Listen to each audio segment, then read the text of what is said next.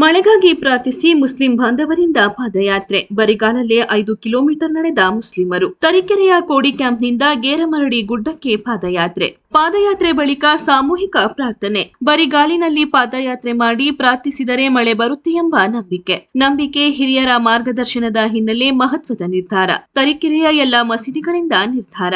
ರಾಜ್ಯಾದ್ಯಂತ ಬರ ಹಾಗೂ ಬಿಸಿಲ ತಾಪ ಹೆಚ್ಚಿದ ಹಿನ್ನೆಲೆಯಲ್ಲಿ ಪಾದಯಾತ್ರೆಯಲ್ಲಿ 500ಕ್ಕೂ ಹೆಚ್ಚು ಜನ ಭಾಗಿ. 50 ವರ್ಷಗಳ ಇತಿಹಾಸದಲ್ಲೇ ಕಡಿಮೆ ಮಳೆ.